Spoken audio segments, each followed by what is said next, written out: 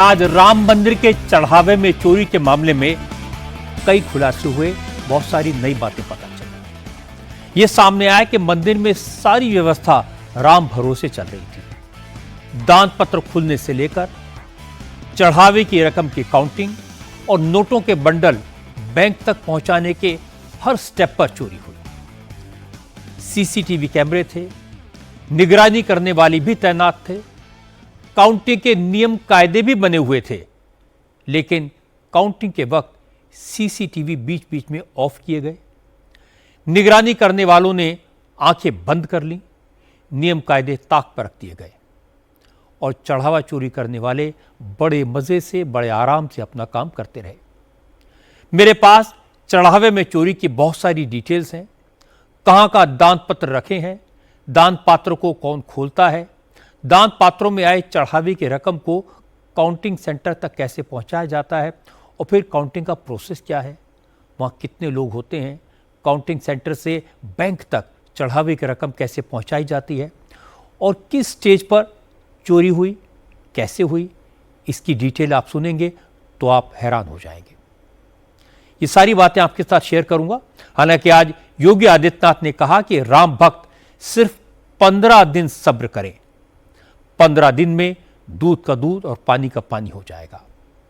आज रामलला के दर्शन करने के बाद योगी ने कहा कि एसआईटी की जांच हो रही है। चढ़ावे में चोरी जैसा महापाप करने वाला कोई भी हो, कितना भी बड़ा हो, बचेगा नहीं, सबका हिसाब होगा। और यह सही है कि एसआईटी जांच कर रही है, लेकिन एसआईटी के सामने सबसे बड़ी मुश्किल क्या है? अब तक की जांच में किस किस के चेहरे पहचाने गए, शक की सुई किस पर है? कुछ लोगों ने चढ़ावा में चोरी की या काउंटिंग के प्रोसेस में शामिल सभी लोग इस पाप में शामिल थे? इस सब की चर्चा करेंगे आज की बात में, लेकिन सबसे पहले आपको योगी आदित्यनाथ की बात सुनाता हूं। राम मंदिर में चढ़ावे में चोरी का खुलासा होने के बाद आज योगी का अयोध्या में पहला दौरा था।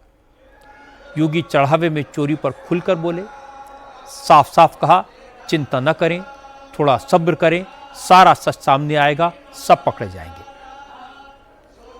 नोट करने वाली बात यह थी कि इस बार अयोध्या में योगी ने राम मंदिर ट्रस्ट के महासचिव चंपत राय से दूरी बनाई। योगी जब जब रामलला के दर्शन करने जाते हैं तो चंपत राय उनके साथ होते थे, लेकिन आज चंपत राय चंपत थे।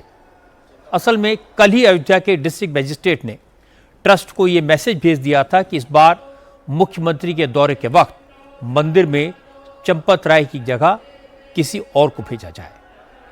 योगी ने चंपत राय से दूरी क्यों बनाई? योगी ने चढ़ावे में चोरी के इशू पर क्या बताया?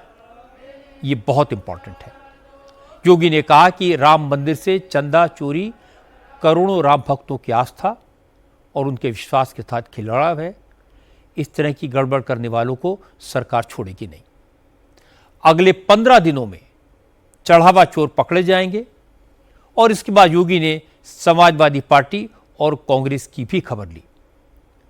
योगी ने कहा कि जो आज राम भक्त होने का दिखावा कर रहे हैं, अयोध्या को, राम मंदिर को बदनाम करने की कोशिश कर रहे हैं, उनकी साजिश कभी कामयाब नहीं होगी। योगी ने लोगों से कहा वो रामद्रोहियों की बातों पर यकीन न करें, अफवाहों पर ध्यान न दें, बस थोड़े दिन सब्र से काम लें, सारा सच सामने आएगा। श्री राम के अस्तित्व पर प्रश्न खड़ा कर रही थी कांग्रेस, आज वो मचलती हुई दिखाई दे रही है। और समाजवादी पार्टी, देखो तो इनका दोहरे चरित्र को, कहती राम भक्तों का अपमान हुआ,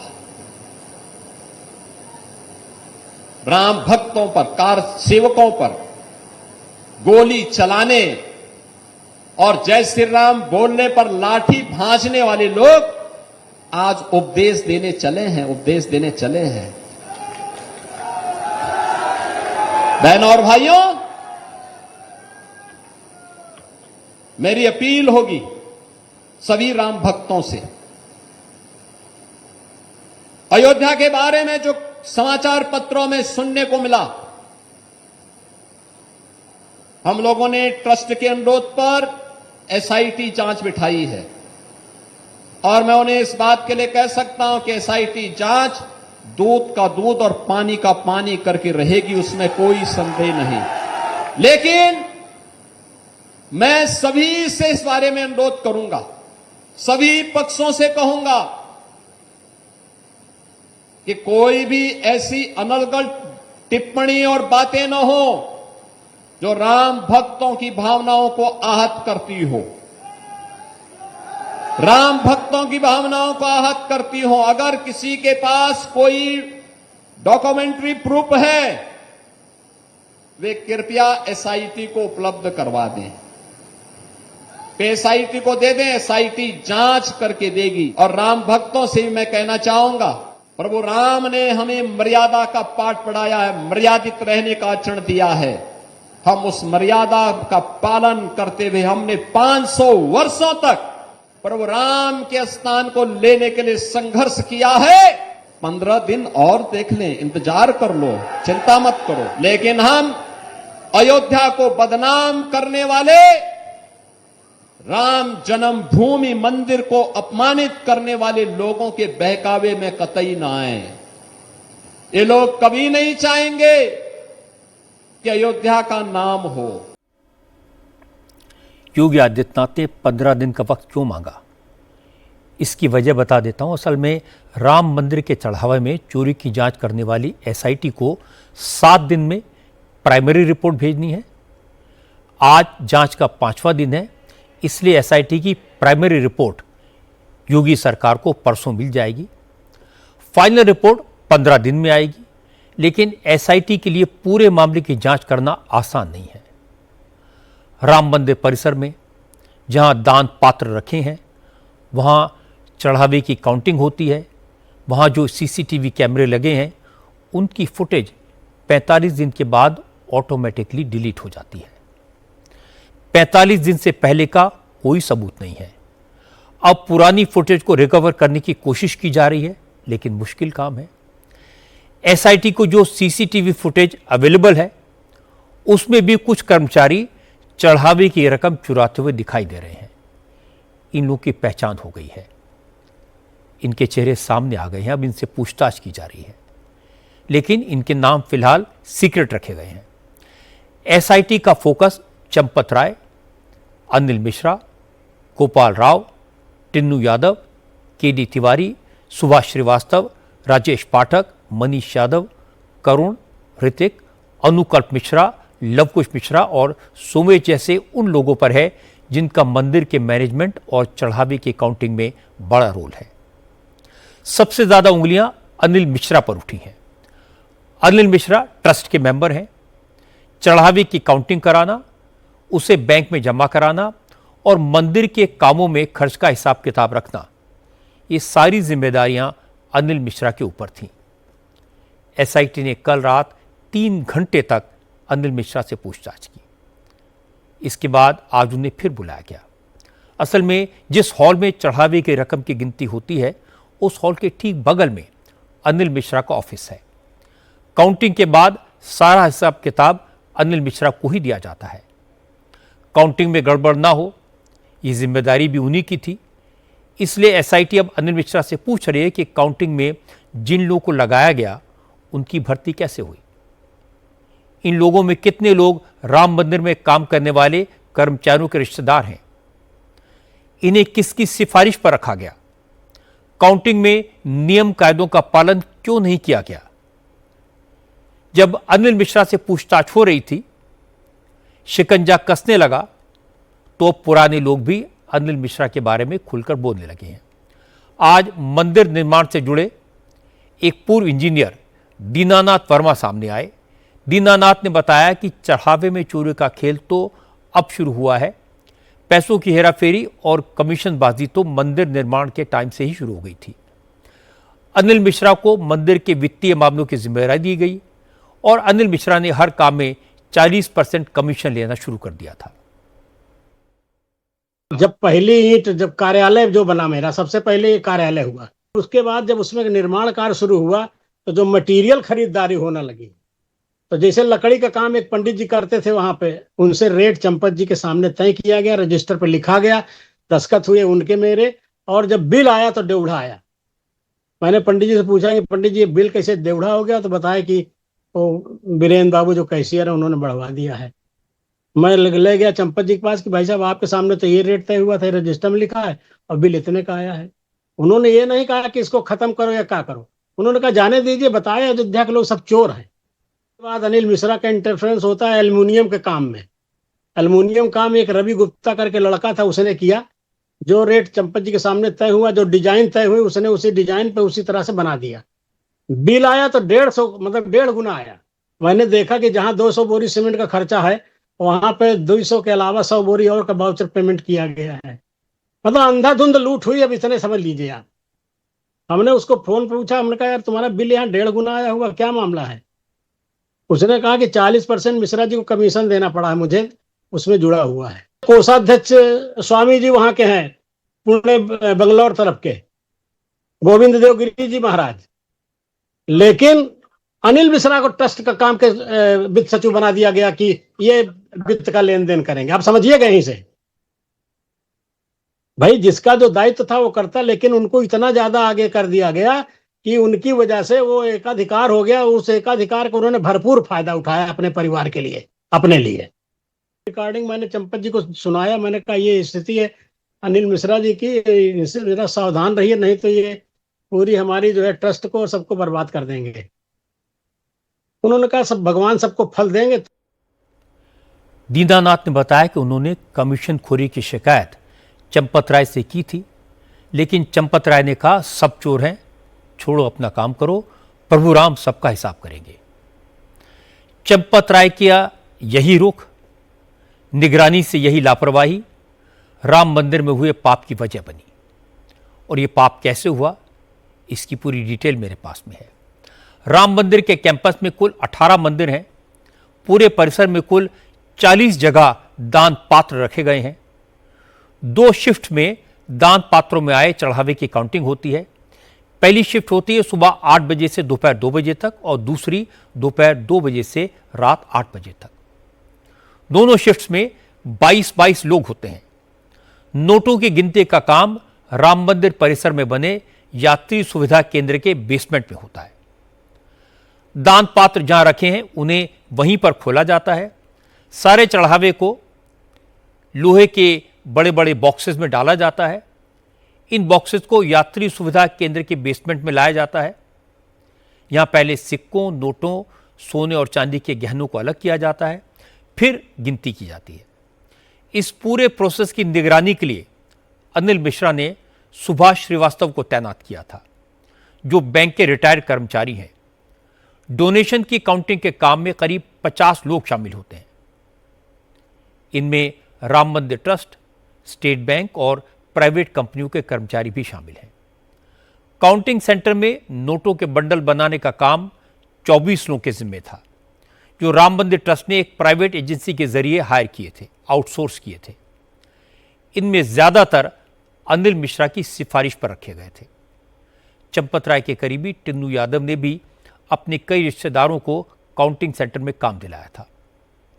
स्टेट बैंक का कहना है कि चढ़ावे की गिनती के लिए रोजाना उसकी तरफ से करीब 18 लोग भेजे जाते थे। हर दिन कर्मचारियों की ड्यूटी बदली जाती थी। अब एसआईटी काउंटिंग के काम से जुड़े एक एक शख्स की जांच कर रही है, उनका बैकग्राउंड चेक कर रही है, उनकी प्रॉपर्टी चेक कर रही है, और ट्रस्ट के लोगों से उनके कनेक्शन का भी पता लगाया जा रहा है। चढ़ावे की रकम की सुरक्षा की जिम्मेदारी एसबीआई की है। स्टेट बैंक ऑफ इंडिया के साथ राम जन्मभूमि तीर्थ क्षेत्र ट्रस्ट का कॉन्ट्रैक्ट है। तो फिर चोरी कैसे हो गई, यह समझने के लिए आपको पूरा प्रोसेस जानना होगा। दान पात्र से पैसे निकालने का काम स्टेट बैंक और मंदिर ट्रस्ट के 4 लोग मिलकर करते हैं। पता लगा कि इसी स्टेज पर चोरी शुरू हो जाती है। सोने चांदी के जो गहने लोग दान पात्र में डालते हैं, उनमें हेराफेरी इसी लेवल पर हो जाती थी। इसके बाद दान पात्र का चढ़ावा 6 बॉक्सेस में भरकर एक गाड़ी के जरिए यात्री सुविधा केंद्र में लाया जाता था, जहां काउंटिंग होती है। वैसे तो चंदे में चढ़ाई गई रकम की गिनती की जिम्मेदारी स्टेट बैंक की है। ट्रस्ट ने इसके लिए कॉन्ट्रैक्ट किया है, लेकिन अनुकल्प मिश्रा, लवकुश मिश्रा, राजेश पाठक, मनीष यादव, करुण और ऋत्विक जैसे लोगों की भर्ती कर ली गई। ये दूसरी गड़बड़ी है। अब इन्हीं लोगों पर चोरी का शक है। नियम के मुताबिक काउंटिंग के काम में लगे लोग जेब वाले कपड़े पहनकर नहीं आ सकते। किसी ने इसका पालन नहीं किया। नियम यह भी है कि काउंटिंग रूम में घुसने से पहले और निकलने से पहले पूरी फ्रिस्किंग होगी। पुलिस के जवान सबकी जांच करेंगे, लेकिन काउंटिंग रूम के बाहर पुलिस की तैनाती ही नहीं की गई। न कभी किसी की फ्रिस्किंग हुई। सीसीटीवी कैमरे में कुछ लोग जेबों में नोटों की गड्डियां छुपाते हुए देखे गए हैं। इससे साफ हो गया कि काउंटिंग के वक्त भारी गड़बड़ी हुई। अब सवाल यह कि इस पूरे प्रोसेस की निगरानी अनिल मिश्रा के प्रतिनिधि सुभाष श्रीवास्तव की थी। वो क्या कर रहे थे? खुद अनिल मिश्रा इस काउंटिंग सेंटर के बगल में अपने दफ्तर में बैठते हैं। वो क्या कर रहे थे? मुझे यह भी पता लगा कि सिर्फ काउंटिंग सेंटर में ही चढ़ावे की चोरी नहीं हुई। जिस वक्त चढ़ावे के रकम को काउंटिंग सेंटर से बैंक में शिफ्ट किया जाता है, उस वक्त भी कुछ लोग इसमें से कुछ रकम पर हाथ साफ कर लेते थे। काउंटिंग सेंटर से चढ़ावे के रकम को बड़े बड़े लोहे के ट्रंक्स में गाड़ी के जरिए बैंक तक ले जाया जाता था। लोहे के ये बक्से ऐसे थे कि इनमें नोटों के पैकेट भरे जाते हैं। एक पैकेट में नोटों की 10-10 गड्डियां पैक की जाती हैं, लेकिन हेराफेरी करने वाले जानबूझकर एक पैकेट में 10 की बजाय 14-15 गड्डियां डाल देते थे। वाउचर 10 गड्डियों का बनता था। इसके बाद रास्ते में पैकेट्स में नोटों की एक्स्ट्रा गड्डियां निकालकर गायब कर दी जाती थी। असल में जब बक्से की पलटी कराई जाती थी तखत के ऊपर, तो उसमें जो कुछ भी निकलता था उसको अलग छांट कर रख दिया जाता। आभूषण रत्न अलग रख दिया जाता, उसकी फोटो खींच ली जाती और बाकी पैसे की गिनती होती। और गिनती के बाद सब पे नंबरिंग डाल करके बंडल पे, और जो इंचार्ज है उसको दस्तखत करना चाहिए और बैंक वाले को दस्तखत करना चाहिए, तब बक्से में ले करके और फिर बैंक में जाके वहां फिर गिनती करा करके जमा करा के रसीद लेना चाहिए था। ये नितांत अभाव रहा है। ये लोग क्या करते थे कि 100 नोट की जगह 150 नोट की गड्डी बना दिए। एक बक्से में 10 गड्डी दिखाए और 15 गड्डी डाल दिए। आप समझिए, इस तरह से किए और इंचार्ज उसको ध्यान नहीं दे पाए, लेकिन जब ध्यान दिए पकड़े गए तो हटा दिए गए। अब ऐसे समझिए आप, जिस दिन वो ध्यान दिए और पकड़े गए ये गड़बड़ी हुई है, उसी दिन उनको भी हटा दिया गया। ये कहीं ना कहीं से बहुत लोगों का हाथ, इसमें बहुत लोगों के द्वारा संरक्षण मिला हुआ है। आज कई ऐसी बातें सामने आई जिनसे सुनकर लगा कि जैसे सब मिले हुए थे, पूरे कुएं में भांग पड़ी थी। पता लगा सीसीटीवी भी वक्त के हिसाब से ऑन और ऑफ हो जाता था। जहां दान पात्र रखे हुए हैं वहां से लेकर काउंटिंग सेंटर तक हर जगह सीसीटीवी कैमरे लगे हैं जो 24 घंटे नजर रखते हैं। लेकिन जांच के दौरान इस बात के सबूत मिले हैं कि काउंटिंग सेंटर में चढ़ावे की गिनती के वक्त कई बार सीसीटीवी कैमरों की रिकॉर्डिंग बंद कर दी जाती थी। इसी दौरान चढ़ावे की चोरी होती थी। कुछ लोग नोटों को सॉक्स में, कपड़ों के भीतर छुपा लेते थे। इसके कई सबूत मिले हैं। लेकिन दिक्कत यह है कि सिर्फ 45 दिन के सीसीटीवी कैमरों की फुटेज अवेलेबल है। 45 दिन में क्या क्या गोलमाल हुआ, कब कब कैमरे बंद किए गए, ये तो पता लग जाएगा, लेकिन इससे पहले क्या गड़बड़ हुई, इसके सबूत जुटाना एसआईटी के लिए टेढ़ी खीर है। अयोध्या में हर दिन लगभग 1 लाख लोग रामलला के दर्शन के लिए आते हैं। खास मौकों पर यह फिगर 3 से 4 लाख तक पहुंच जाती है। आम दिनों में राम मंदिर में 8 से 13 लाख रुपए तक का चढ़ावा आता है, लेकिन जिस दिन ज्यादा श्रद्धालु आते हैं तो डोनेशन की रकम 50 से 60 लाख रुपए तक पहुंच जाती है। इनमें से एक बड़ा हिस्सा सोने चांदी के जेवरात का भी होता है। एक खास बात यह है कि बहुत से श्रद्धालु जो अपने गहने भगवान को समर्पित करते हैं, वो गहनों को दान पात्र में न डालकर सीधे गर्भगृह में रामलला की तरफ उछाल देते हैं। मंदिर के द्वार बंद होने के बाद पुजारी ये गहने इकट्ठे करके गर्भगृह के प्रभारी केडी तिवारी को सौंप देते हैं। सोने चांदी के इन आभूषणों का कोई रिकॉर्ड तो होता नहीं, इसलिए शक ये भी है कि इन आभूषणों में से ज्यादातर काउंटिंग सेंटर तक पहुंचे ही नहीं। इसलिए एसआईटी केडी तिवारी से कई राउंड पूछताछ कर चुकी है। गर्भगृह के प्रभारी केडी त्रिपाठी के रोल पर सवाल क्यों उठ रहे हैं, उसका एक एग्जाम्पल मैं आपको बता देता हूं। जौनपुर के अजय विश्वकर्मा अपने पिता और दूसरे फैमिली मेंबर्स के साथ 200 किलोमीटर पैदल चलकर अयोध्या पहुंचे थे। उन्होंने टिन्नू यादव के जरिए रामलला को रत्नों से जड़ा हार और चरण पादुका भेंट की थी। हार पर 12 ज्योतिर्लिंग को उकेरा गया था। चांदी की चरण पादुका पर 64 चरण चिन्ह अंकित थे। अजय विश्वकर्मा ने हार और चरण पादुकाएं मुंबई में बनवाई थी, रामलला को चढ़ाई थी, लेकिन अब न तो वो रत्नों से जड़ा हार मिल रहा है, न चरण पादुकाएं। एसआईटी ने इसके बारे में जानकारी मांगी, लेकिन अभी तक कुछ पता नहीं चला है। एसआईटी इस बारे में गर्भगृह के प्रभारी केडी तिवारी से पूछताछ कर चुकी है। इसके बाद रामलला के 4 और पुजारियों से भी पूछताछ की गई। एक पुजारी मोहित यादव ने बताया कि उन्होंने रामलला को हार पहनाया था। बाद में उन्होंने ये हार रामशंकर उस टिन्नू यादव को लौटा दिया था।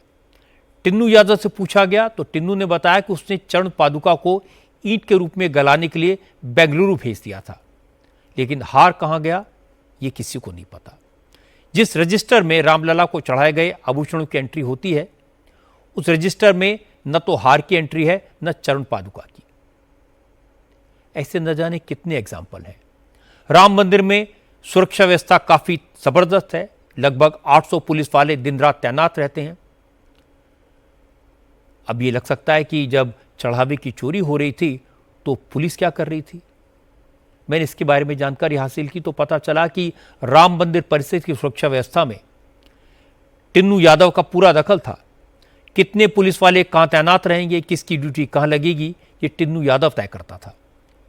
उसके पास ही वॉकी टॉकी रहता था, जिससे वो मंदिर में एंट्री और एग्जिट को कंट्रोल करता था। इसके बारे में ज्यादा डिटेल्स हमारे संवाददाता पवन नारा के पास हैं।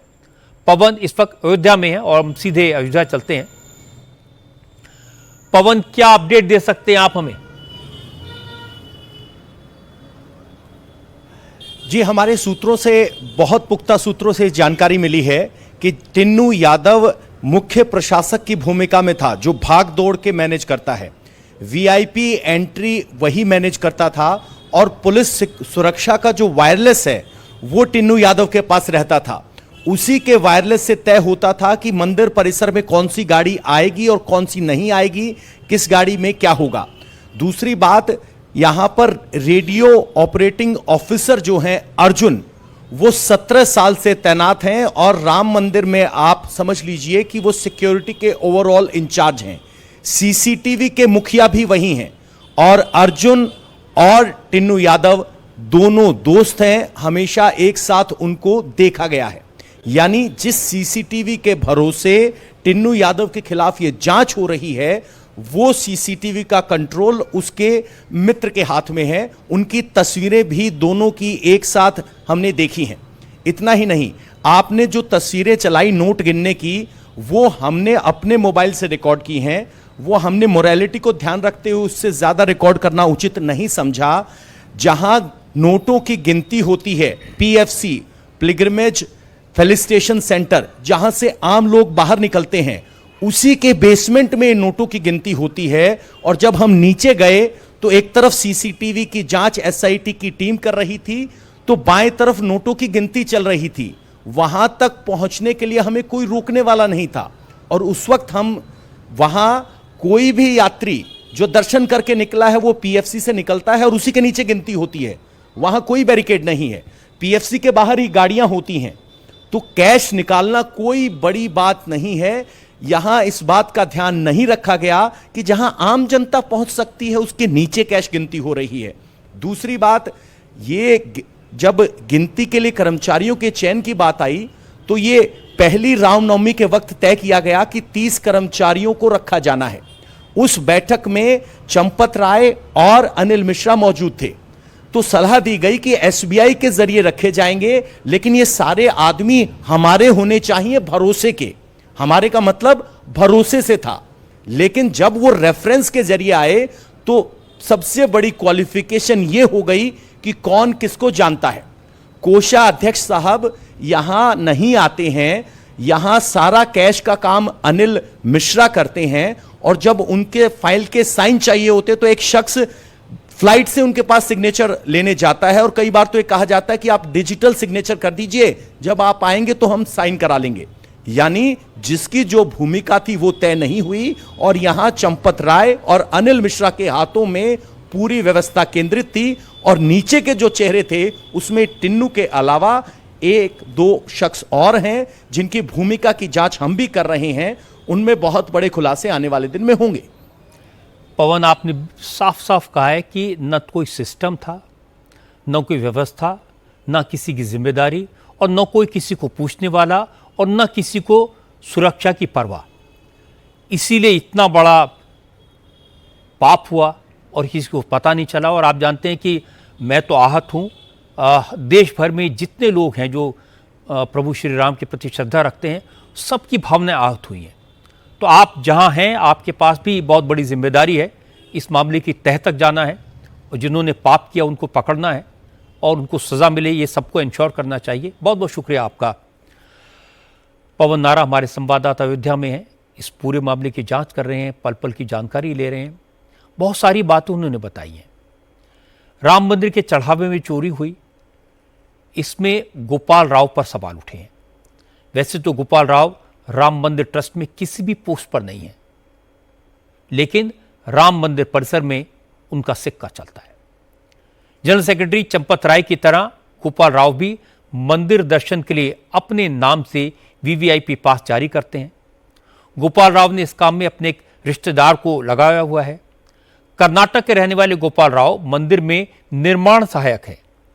एसआईटी ने उनसे भी पूछताछ की है, क्योंकि चढ़ावे की गिनती से लेकर मंदिर के मैनेजमेंट तक हर जगह उनका दखल था। जब राम मंदिर बन रहा था तब निर्माण सामग्री की खरीद फरोख्त में गोपाल राय की बड़ी भूमिका थी। पत्थरों की खरीद से लेकर लकड़ी के सिलेक्शन तक हर जगह उनका रोल अहम था।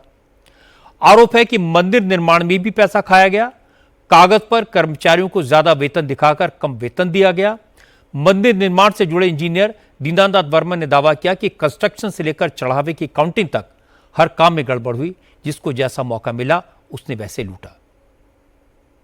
टिन्नू यादव वहां का बादशाह था। मुझे अंदर जाने के लिए उससे अनुमति लेनी पड़ती थी। मेरा मोबाइल बाहर रखवा के तब अंदर जाने देता था। अब आप समझिए, पूरा उसी का रुतबा था, उसी के इशारे पूरा चल रहा था। ये ड्राइवर नहीं था। ड्राइवर का पता नहीं किस जमाने में रहा होगा। ये पूरा वहां पे चंपत जी के आने के बाद, मुकदमा जीतने के बाद ये वहां पर मेन मालिक होकर रह रहा था।